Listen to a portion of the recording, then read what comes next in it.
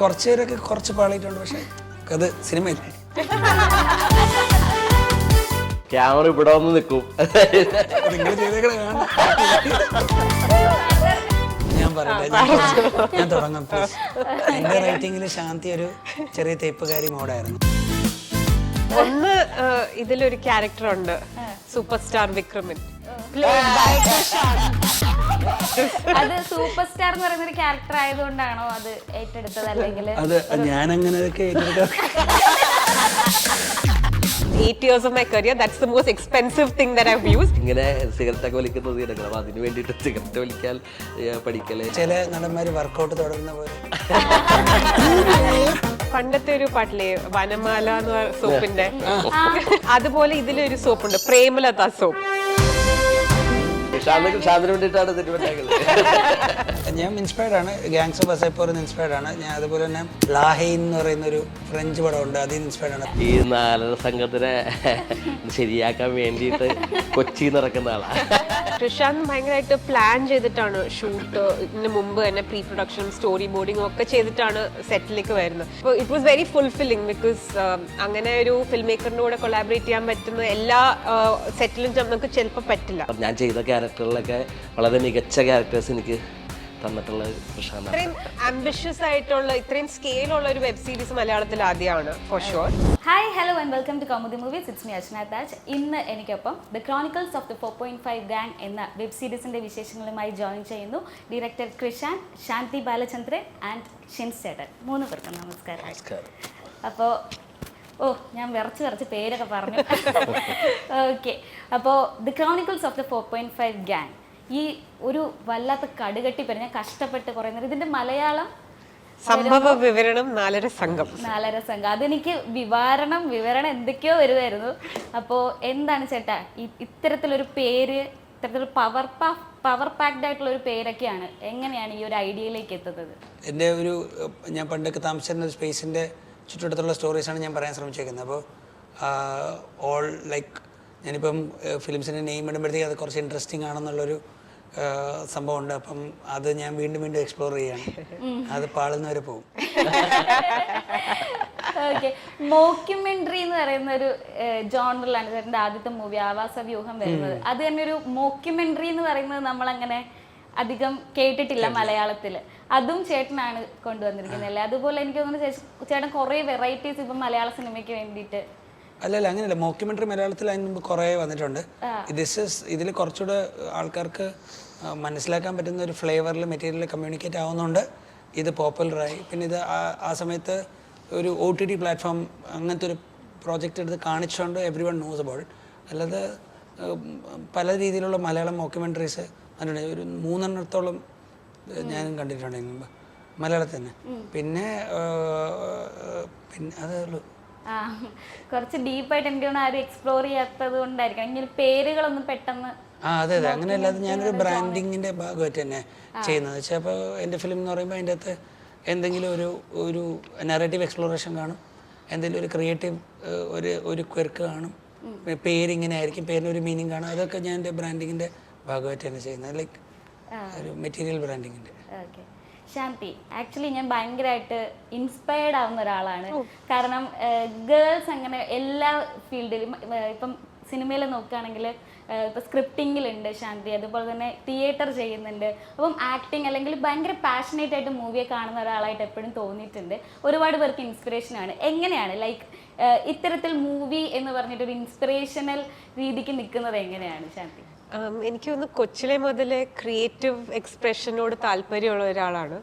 അപ്പോൾ പല രീതിയിൽ ക്രിയേറ്റിവിറ്റി എക്സ്പ്രസ് ചെയ്യാൻ നോക്കുന്നു എന്നേ ഉള്ളൂ. അപ്പോൾ ഇങ്ങനെ പല ആവന്യൂസ് കിട്ടി എന്നുള്ളതൊരു ഭാഗ്യമാണ്. സിനിമയാണെങ്കിലും തിയേറ്റർ ആണെങ്കിലും ഇപ്പോൾ എഴുത്താണെങ്കിലും സ്വയം എക്സ്പ്ലോർ ചെയ്യുക, trying to do different things, അതിലൂടെ കൂടുതൽ കാര്യങ്ങൾ പഠിക്കാനുള്ള ഒരു ഓപ്പർച്യൂണിറ്റി കിട്ടുക. എനിക്ക് ഏറ്റവും കൂടുതൽ എക്സൈറ്റ്മെന്റ് കിട്ടുന്നത് is when I learn something new.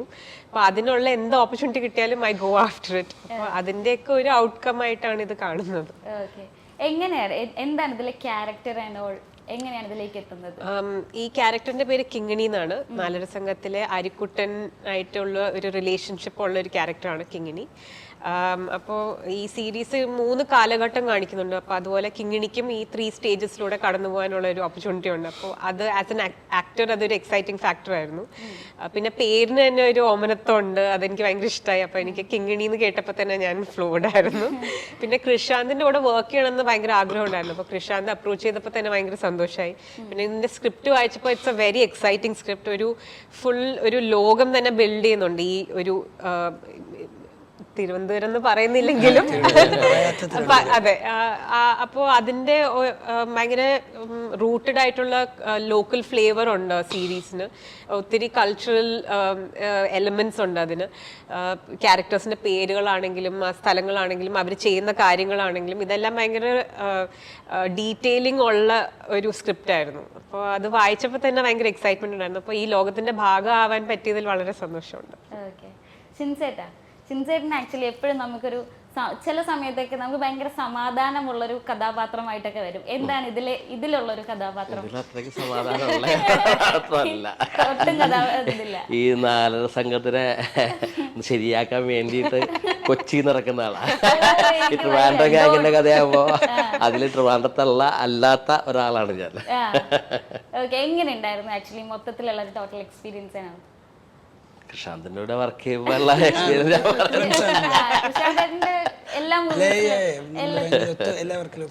Company artist. അതെങ്ങനെയുണ്ട് നിങ്ങളുടെ ഈ ഒരു കോംബോ? എപ്പോഴും വർക്ക്ഔട്ടും ആവുന്നുണ്ടല്ലോ, അതെങ്ങനെ നോക്കി കാണുന്നേ? എന്താ കൃഷാന്തിനോട് വർക്ക് ചെയ്യുമ്പോൾ പിന്നെ കൃഷാന്തിനെ ഇരുത്തിക്കൊണ്ട് തന്നെ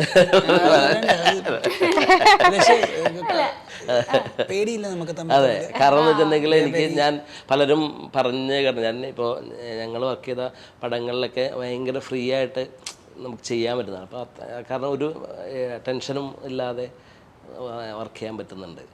പിന്നെ എന്താ പറയുക, ഞാൻ ചെയ്ത ക്യാരക്ടറിലൊക്കെ വളരെ മികച്ച ക്യാരക്ടേഴ്സ് എനിക്ക് തന്നിട്ടുള്ളത് കൃഷാന്താണ്. വാവാസുഹാണെന്നുണ്ടെങ്കിലും ഞങ്ങളൊരു വെബ് സീരീസ് ക്രയ വിക്രയ അതിൽ ഞാൻ ലീഡ് ക്യാരക്ടർ. കൃഷാന്ത് ഏട്ടാ, അപ്പം എങ്ങനെയാണ് ഈ ഒരു ഐഡിയയിലേക്ക് എത്തുന്നത്? ലൈക്ക് ഒരു ട്രിവാൻഡ്രം, അവിടുത്തെ നാട്. മനസ്സിലായി.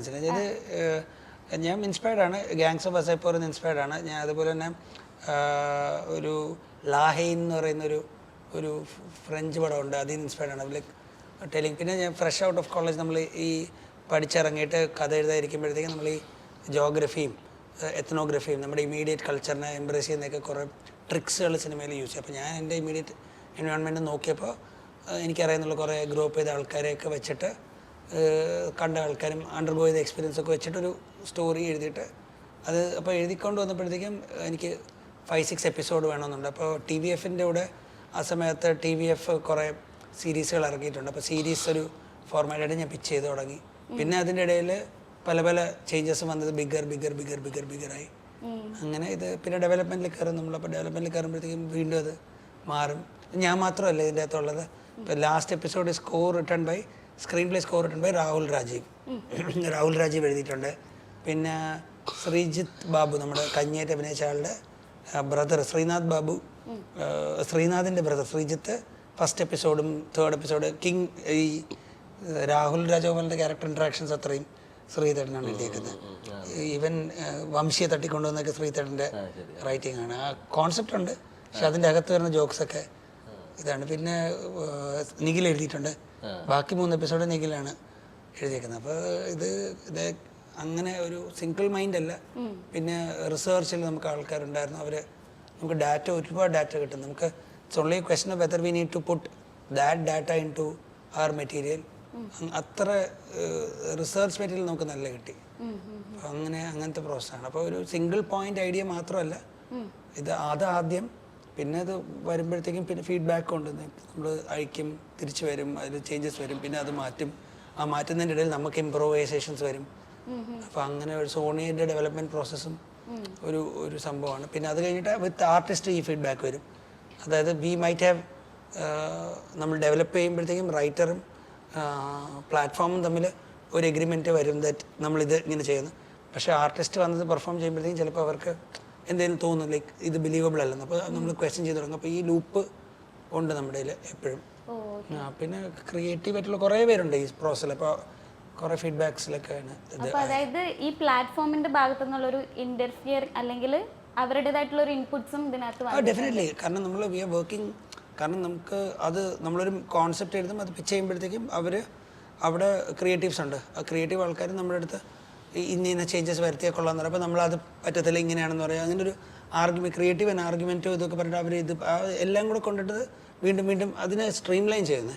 കാരണം എനിക്ക് തോന്നുന്നത് ഫസ്റ്റ് എപ്പിസോഡിൻ്റെ 3 മൈനർ സീൻസ് മാറിയായിരുന്നു. മാറുമെന്ന് പറയുമ്പോൾ അപ്പോൾ അത് ആവശ്യമില്ല. അപ്പോൾ നമ്മൾ റൈറ്റ് ചെയ്യുമ്പോഴത്തേക്കും എത്ര ഡെവലപ്മെൻറ്റ് ടീമാണെങ്കിലും എക്സ്പീരിയൻസ് ആയിട്ടുള്ളൊരു ബന്ധമില്ലാത്ത ആൾ ഫീഡ്ബാക്ക് പറയുമ്പോഴത്തേക്കും അവർ പറയുന്നത് ഭയങ്കര വാലിഡാണ്. അപ്പോൾ അങ്ങനെ ഡെവലപ്മെൻറ്റ് പ്രോസസ്സിൽ വന്നിട്ടുണ്ട്.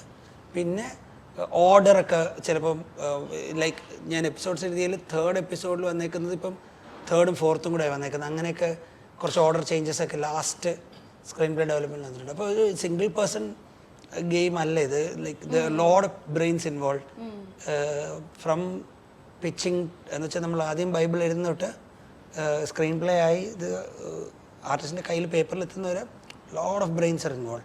ഇതിൻ്റെ അത് എഡിറ്ററും റൈറ്ററൊക്കെ തന്നെയാണ്. എന്ന് വെച്ച് കഴിഞ്ഞാൽ സീൻ ഓർഡറൊക്കെ മാറ്റുമ്പോഴത്തേക്ക് ഇൻറ്റൻ്റ് ഒക്കെ മാറിയല്ലോ. അപ്പോൾ അതുകൊണ്ട് അപ്പൊ അത് ആക്ച്വലി ഇപ്പം ഒരു ക്രിയേറ്റീവ് ഒരു രീതിക്ക് നോക്കുമ്പോഴത്തേക്ക് ചേട്ടൻ അതൊരു പ്രശ്നമായിരുന്നോ അല്ലെങ്കിൽ അത് കുറച്ചുകൂടെ ഈസി ആക്കാനാണോ? അല്ലല്ല, ഇത് പ്രശ്നമാണ്. പക്ഷേ the problem here is that you are not just it is not your artistic expression. We are making it for an end user. ഒരു ഫൈനലി കണ്ടുകൊണ്ടിരിക്കുന്ന ആൾക്ക് ഫീൽ ചെയ്യാനാണ്. അപ്പോൾ ഇത് അങ്ങനെ നമുക്ക് ഇതിനെ ഇറക്കി പിടിച്ച് എൻ്റെതാണെന്നൊന്നും പറയാനൊന്നും പറ്റത്തില്ല. അത് അപ്പോൾ അത് പല അഭിപ്രായങ്ങളും പല ഇതും വരും. മ്യൂസിക്കിൽ നിന്ന് തന്നെ ചിലപ്പോൾ ചില സാധനങ്ങൾ വന്നിട്ട് നമ്മുടെ മീനിങ് തന്നെ മാറുന്ന രീതിയിൽ പല എക്സ്പ്ലോറേഷൻ വരും. അപ്പോൾ അതിനൊക്കെ എംബ്രേസ് ചെയ്യുക. പിന്നെ ഓൾസോ ക്രിയേറ്റീവ്ലി ആർഗ്യൂ ചെയ്യാന്നാണ്, പിണങ്ങുന്നതല്ലാതെ. This is not something that I want, I have this logic. അപ്പോൾ അവർ വേറൊരു ലോജിക്ക് പറയും. With everyone in the team, even amongst us ഒക്കെ ഒരു ലോജിക്കിൽ അങ്ങോട്ടും ഇങ്ങോട്ടും ആർഗ്യൂ ഒക്കെ ചെയ്ത് ഒരു പരിപാടിയിൽ എത്തും. അത് ശാന്തി ആക്ച്വലി സ്ക്രിപ്റ്റ് ഒക്കെ എഴുതുന്ന ആളാണല്ലോ. അപ്പം അതുപോലത്തെ ഡിസ്കഷൻസ് ഒക്കെ നിങ്ങളുടെ ഇടയ്ക്ക് വന്നിട്ടുണ്ടായിരുന്നു?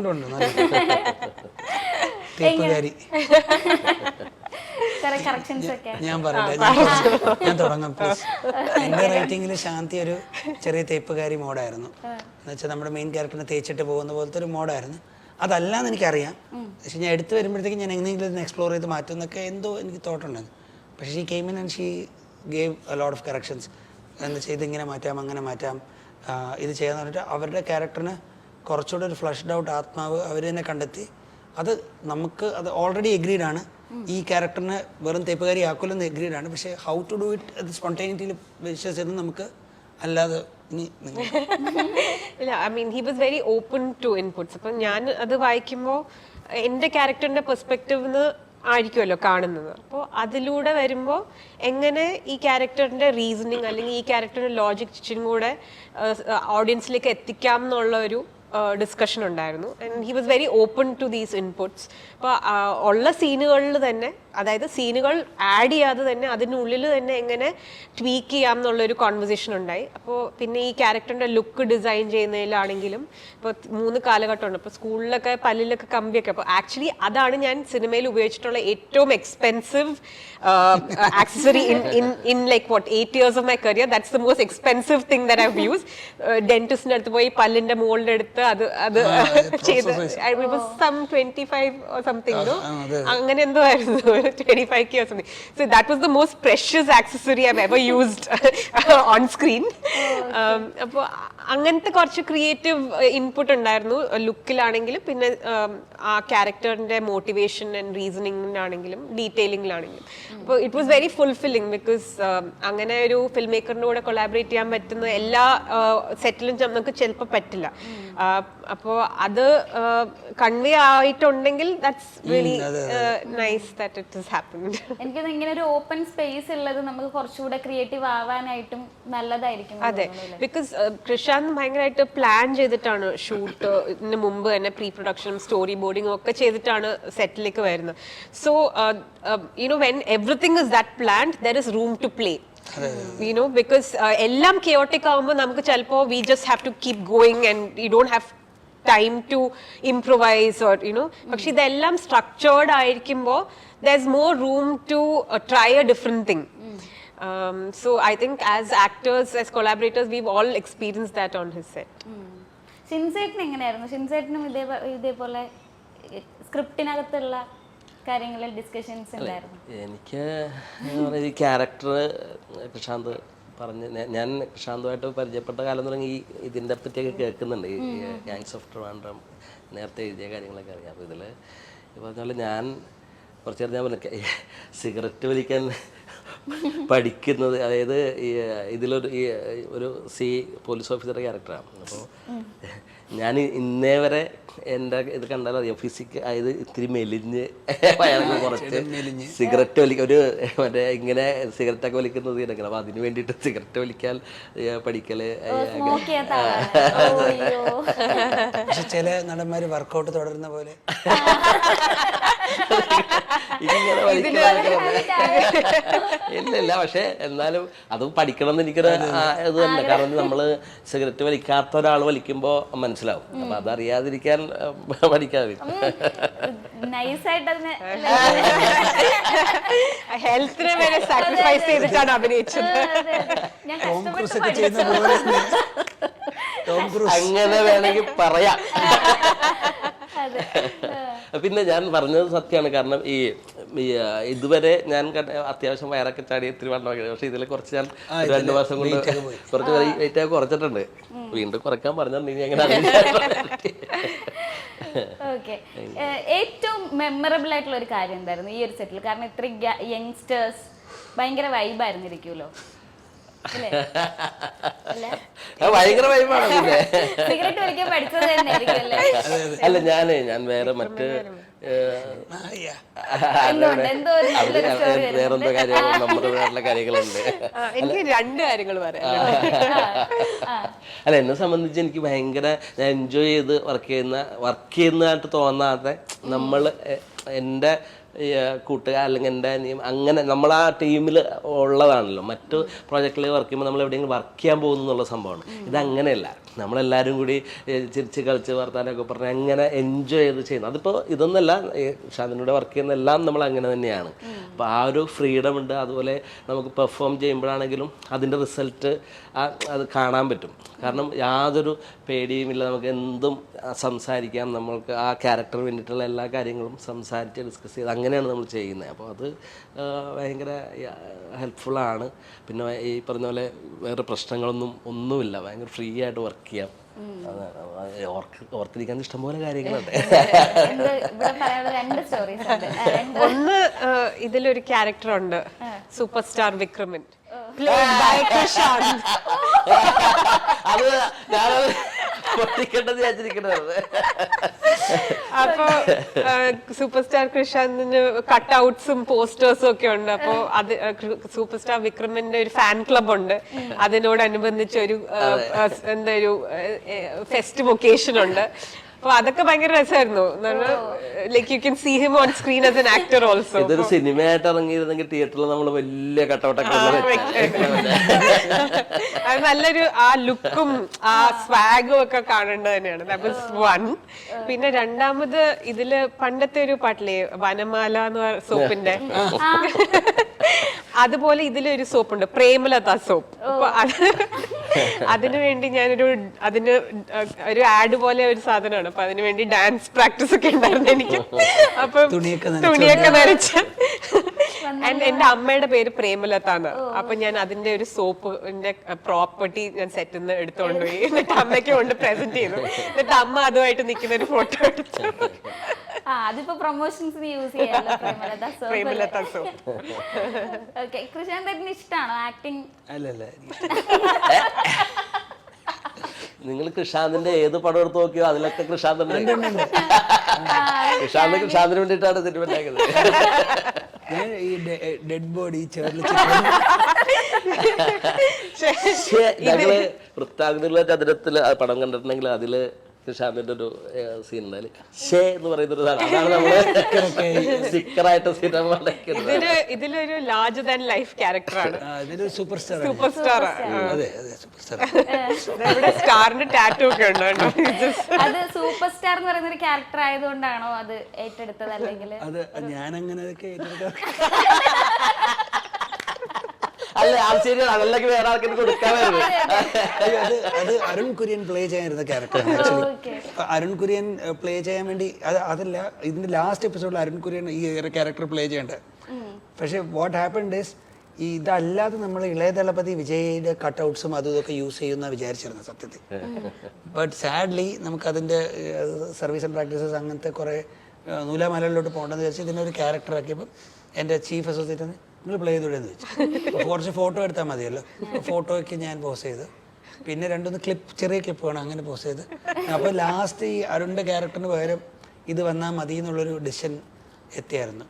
അപ്പൊ അങ്ങനെ ഇത് ഫുള്ളായിട്ട് അരുൺ കുര്യൻ ഇത് കേട്ട ചങ്ക് ഇന്റർവ്യൂല് ഈ ക്ലിപ്പ് ഞാൻ അയക്കുന്നതായിരിക്കും. അല്ല അങ്ങനെ അത് അവിടെ ചെന്ന് എത്തിയതെന്ന് വെച്ചാൽ ആ ക്യാരക്ടറിന് ഒരു പൂർണ്ണത വന്നു കഴിഞ്ഞാല് ഇതായിരിക്കും. പൂർണ്ണത വെച്ചാൽ എല്ലാം കൂടെ കട്ട് ചെയ്ത് വെച്ചാൽ ഒരു മിനിറ്റില്ല, 6 മണിക്കൂറുണ്ട് സീരീസ്. പക്ഷെ ആരും കണ്ടാ മറക്കില്ല. എല്ലാവരുടെയും മനസ്സിൽ തങ്ങി നിൽക്കുന്ന ഓക്കെ. അപ്പൊ ഈ നമ്മുടെ കാസ്റ്റ്, നമ്മുടെ യങ് ആൻഡ് വൈബ്രന്റ് കാസ്റ്റിനെ എങ്ങനെയാണ് ചേട്ടൻ സെലക്ട് ചെയ്തത്? there is a casting team. നമ്മുടെ ജോക്കർ ഷോറീൽസ് എന്ന് പറഞ്ഞൊരു കമ്പനി ഉണ്ട്.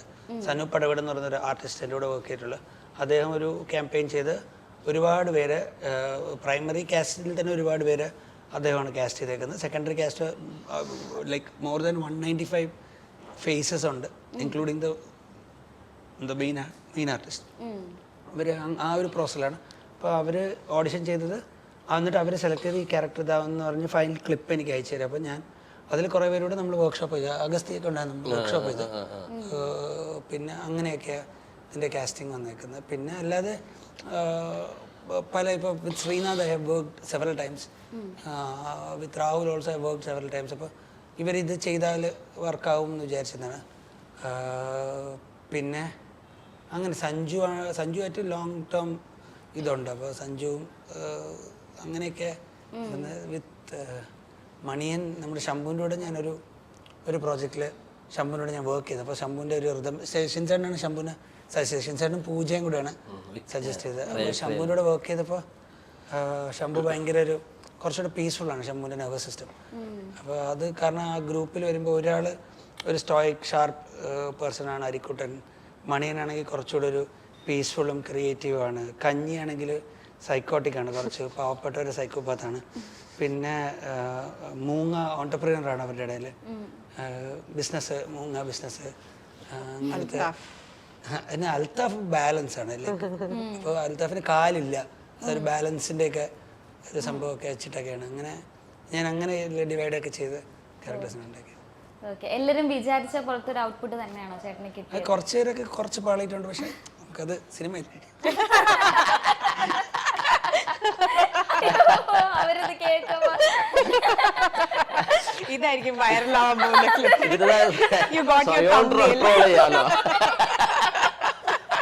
വിക്രമനും ചിലപ്പോൾ ട്രോൾ അത് വിക്രമൻ മാത്രം സെറ്റ് ആകും. നിങ്ങൾ ചെയ്തേക്കണ കാണാം. സാധാരണ എല്ലാവരും ഡിപ്ലോമാറ്റിക് ആയിട്ട് ഇത് കട്ട് ചെയ്ത് വരാൻ ചാൻസ്. ഇതാണ് തമ്മിൽ കുറച്ചേരൊക്കെ പാടിയിട്ടുണ്ട്, ഫിൽം മേക്കിൽ അഡ്ജസ്റ്റ് ചെയ്തു, മറ്റേ ക്യാമറ ട്രിക്ക് യൂസ് ചെയ്തു.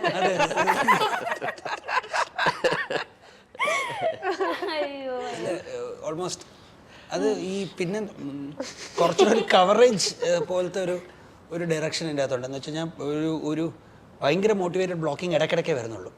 ബാക്കിയുള്ള സ്ഥലത്തൊക്കെ ഒരു ഇവൻറ്റ് നമ്മൾ കവർ ചെയ്യണം. Basically let the event happen naturally. നമ്മളത് ലോങ് ലെൻസസിൽ നിന്ന് കവർ ചെയ്യും. ഇതേയും എന്തെങ്കിലും അത്യാവശ്യമായിട്ട് കമ്മ്യൂണിക്കേറ്റ് ചെയ്യണമെങ്കിൽ മാത്രമേ ക്ലോസപ്സ് പോകത്തുള്ളൂ ബേസിക്കലി. പക്ഷേ സീക്വൻസസ് കുറേ ഭയങ്കര വെൽ ഡിസൈൻഡ് ആണ്. അത് കുറച്ചൊരു ബഡ്ജറ്റ് ഫ്രണ്ട്ലി ആയിട്ട് ചെയ്യുന്നതുകൊണ്ട് കൂടെയാണ്. ലൈക്ക് നമുക്ക് എല്ലാം മോട്ടിവേറ്റ് ചെയ്യാനുള്ള സമയവും ലൈറ്റും ഒന്നുമില്ല. അപ്പോൾ നമ്മൾ ആ സ്പേസിൽ, കാരണം നമുക്ക് ആക്ഷൻസിനാണ് നമ്മൾ വെരി ഹെവിലി ബഡ്ജറ്റ് സ്പെൻഡ് ചെയ്തേക്കുന്നത്. Like long sequences of chases anticipation, അതിനെ എക്സാജറേറ്റ് ചെയ്യും, അതിനെ ഏറ്റവും പീക്കിൽ കൊണ്ടുവരും, അതിൻ്റെ ഫോളോ ത്രൂ എല്ലാം ഉണ്ട്. അങ്ങനത്തെ ഒരു അപ്പോൾ ബാക്കി കുറേ കവറേജ് മോഡിലൊക്കെ ചെയ്തേക്കുന്നത്. അപ്പം പെർഫോമൻസ് ഇച്ചിരിയൊക്കെ പോയാലും ലോങ് ലെൻസസ് ആയതുകൊണ്ട് അത് കട്ടൊക്കെ ചെയ്ത് രക്ഷപ്പെടുത്തിയെടുക്കാം. നിങ്ങൾ നോക്കി പറയാനുണ്ട്. പിന്നെ എഡിറ്ററും കൂടി ആണല്ലോ മറ്റേ, അപ്പോൾ പുള്ളിക്ക് അറിയാം ചില ഞാൻ ശശിയുടെ കൂടെ കുറേ ഫൈറ്റ് വെച്ചേ. ഷിൻചേട്ടനാണെങ്കിൽ ഒരു സീനിൽ ഇറങ്ങി വന്നിട്ട് ഒരു അഞ്ച് ആക്ടിവിറ്റി കഴിഞ്ഞിട്ട് അരിക്കുട്ട എന്ന് മൈക്കിൽ വിളിക്കണം, തൊപ്പി വരണം, ബീഡി വെക്കണം, ലൈറ്റ് കത്തിക്കണം, മൈക്ക് എടുക്കണം. ഇതിൻ്റെ ഇടയിൽ തണുപ്പ് അരിക്കുട്ട എന്ന് വിളിക്കും. പറ അതിനെ കുറിച്ച്. അയ്യോ ഒന്നും പറയണ്ട, അത് ക്യാമറ ഇവിടെ വന്ന് നിൽക്കും, പോണോ സിഗരറ്റ് വലിക്കുക, വീഡിയോ ഇങ്ങനെ കറക്റ്റായിട്ട് എറിഞ്ഞ് വായിൽ ഞാനിത് പ്രാക്ടീസ് ചെയ്തിട്ട് കറക്റ്റായിട്ട് അവിടെ വന്നിട്ട് ഇത് കറക്റ്റായിട്ട് വരും, അപ്പോഴേക്ക് മറ്റേ ഇത് ശരിയാവില്ല. ബാക്കി എല്ലാം സെറ്റ് ആകുമ്പോ വീഡിയോ തലയിലായിരിക്കും.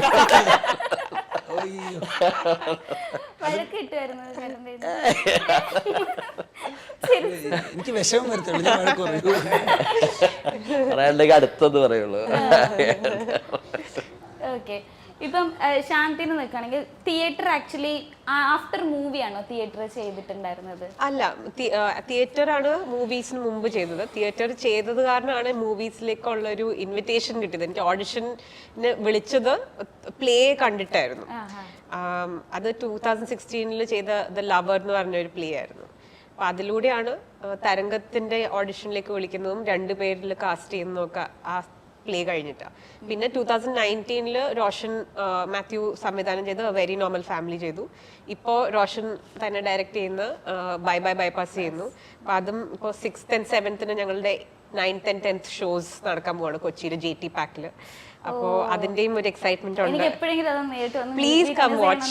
എല്ലാരോടും ഞാൻ പറയാണ്, പ്ലീസ് കം വാച്ച് ആ play bye bye bypass 6th and 7th of September at 7:30 at JT Pack.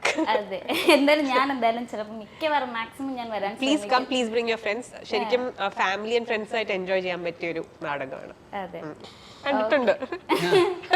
പറയൂ. ഭയങ്കര ഫണ്ണാണ്. ഞാൻ ഇത്രയും പ്രതീക്ഷിച്ചില്ല. ഞാൻ കുറച്ചുകൂടെ പ്ലേയില് എന്തോ ഞാൻ I had a lot of fun. Roshan എന്ത് രസമായിരുന്നു. എല്ലാ ക്യാരക്ടേഴ്സും നമ്മുടെ ഇപ്പം അവരൊക്കെ നമ്മുടെ സുഹൃത്തുക്കളായി. കുറേ പേരൊക്കെ ഈ പ്രോസസ്സിലാണ് ആയത്. അപ്പം ഐ ഫീൽ വെരി, എനിക്ക് കുറച്ചുകൂടെ പേഴ്സണൽ ബയസ് ഒക്കെ ഉണ്ട്, അതുകൊണ്ടത്. But I love it. എനിക്ക് ഭയങ്കര സന്തോഷം തോന്നി അവര് ഇത്രയും എനർജിയും സ്വെറ്റും അതിൽ സ്പെൻഡ് ചെയ്യുമ്പോഴത്തേക്ക്. ഈ സീരീസിൽ അഭിനയിച്ച കുറെ പേര് നാടകത്തിലും ഉണ്ട്. ദർശന, പിന്നെ അനൂപ്, പിക്കു, പിന്നെ പ്ലേയിൽ മ്യൂസിക് ചെയ്തിരിക്കുന്ന വർക്കിയാണ്, നാലര സംഘത്തിന് മ്യൂസിക് ചെയ്തിരിക്കുന്ന വർക്കി. അപ്പോൾ എല്ലായിടത്തും നമ്മൾക്ക് ഫെമിലർ ആയിട്ടുള്ള ഫ്രണ്ട്ലി ഫേസസ് ഉണ്ട്, ഈ ലോക്കയിലും നാലര സംഘത്തിലും ബൈ ബൈ ബൈപാസിലും. അപ്പോൾ overall it's a very festive Onam season for me. അതെ, എല്ലാം നമുക്കിങ്ങനെ അറിയാവുന്ന ആളുകളുടെ ഒരു ഗ്രൂപ്പ് ആവുമ്പോൾ ഭയങ്കര നമുക്ക് ഫ്രീഡം ആയിരിക്കുമല്ലോ എല്ലാം ചെയ്യാൻ. ഒരു സന്തോഷമാണ്. എല്ലാ ഫ്രണ്ട്സിനോട് വർക്ക് ചെയ്യാൻ പറ്റുക എന്ന് പറഞ്ഞ ഒരു ഓപ്പർച്യൂണിറ്റി കിട്ടുന്നത് ഭയങ്കര എക്സൈറ്റിംഗ് ആണ്. അല്ലെങ്കിലും അത് നിങ്ങളുടെ ആ ഒരു ടീമാണെങ്കിൽ ഇപ്പൊ റോഷൻ മാത്യു, ദർശന, അതുപോലെ തന്നെ ശാന്തി, നമ്മുടെ കാന്താരി കൺമണി ചേച്ചി ഉണ്ടായിരുന്നു തോന്നുന്നു അല്ലേ? ചേച്ചി ഉണ്ടോ? ബൈ ബൈ ബൈപാസിൽ ഇല്ല, പക്ഷേ ബൈ ബൈ ബൈപാസിൽ രാജേഷ് മാധവൻ അഭിനയിക്കുന്നുണ്ട്. ഇപ്പോൾ രാജേഷ് വെരി നോർമൽ ഫാമിലിയിലും ഉണ്ടായിരുന്നു. പിന്നെ അശ്വതി മനോഹരൻ, നിൽജ, കുറെ ഒരു അനൂപ് ഞാൻ പറഞ്ഞ പോലെ, പിന്നെ സഞ്ജയ്, ശ്യാം, എല്ലാവരും സിനിമയിൽ വർക്ക് ചെയ്തിട്ടുള്ളവരാണ്. പക്ഷെ നാടകത്തിനെ അത്രയും സ്നേഹിക്കുന്ന ആൾക്കാരാണ്. ദേവകി, വൈശാഖ്. അപ്പൊ ഒരു ഞങ്ങളുടെ ഒരു കാസ്റ്റ് ഒരു 10-11 പേരുണ്ട്. എല്ലാവരും സിനിമയും സ്റ്റേജും ഒരുപോലെ കൊണ്ടു നടക്കാൻ ആഗ്രഹിക്കുന്ന ആൾക്കാരാണ്. അപ്പോ അതാണ് നിങ്ങളുടെ ആ ഒരു പാഷൻ എല്ലാവരുടെയും ഉള്ളിൽ കാണാനുണ്ട്. പുറത്ത് നമ്മളിപ്പോ ഓഡിയന്റ് ആയിട്ടിരിക്കുമ്പോഴത്തേക്കും നമുക്കത് വിസിബിൾ ആണ് ആക്ച്വലി.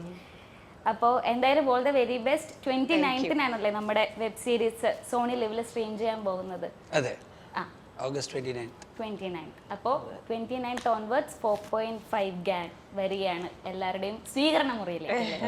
മലയാളത്തില് ഞാൻ പറഞ്ഞൊപ്പിച്ചു. മലയാളത്തിൽ ഇതുവരെ ഇറങ്ങിയിരിക്കുന്ന വെബ് സീരീസുകളിൽ വളരെ വ്യത്യസ്തമായിട്ടുള്ള ഒരു വെബ് സീരീസ് ആയിരിക്കും. I think it's going to be a game changer of a web series. കാരണം ഇപ്പൊ പറഞ്ഞു സീൻ മാറും. അക്രമങ്ങൾ അത്രയും ആംബിഷ്യസ് ആയിട്ടുള്ള ഇത്രയും സ്കെയിലുള്ള ഒരു വെബ് സീരീസ് മലയാളത്തിൽ ആദ്യമാണ് ഫോർ ഷുവർ. അത്രയും ക്യാരക്ടേഴ്സും ഇത്രയും ആക്ഷൻ സെറ്റ് പീസസും ഇത്രയൊരു ലോകം ഇങ്ങനെ ക്രെഡിബിൾ ആയിട്ട് കൊണ്ടുവരിക, ഈ 3 കാലഘട്ടത്തിലൂടെ സഞ്ചരിപ്പിക്കുക ഓഡിയൻസിനെ, അത് ചെയ്യാൻ പറ്റുന്ന ഒരു വെബ് സീരീസ് പറഞ്ഞാൽ മലയാളത്തിൽ ഇത്രയും സ്കെയിലിൽ ആദ്യമായിട്ടാണ്. അപ്പോൾ it's very exciting that it's finally release. ഞങ്ങൾ ജാനുവരി 2024 ഷൂട്ട് തുടങ്ങിയതായിരുന്നു. ഇപ്പോൾ സെപ്റ്റംബർ ആയി 2025. അപ്പോൾ റിലീസാവുന്നു, അതിൽ സന്തോഷം. പിന്നെ ലോക 29th റിലീസാവുന്നു. പിന്നെ ഞാൻ പറഞ്ഞ പോലെ പ്ലേ കളർഫുൾ. അപ്പോൾ എല്ലാവരും ഈ 3 പ്രോജക്റ്റും please support us, please watch. അപ്പോൾ all the very best. Thank you so much. Thank you very much.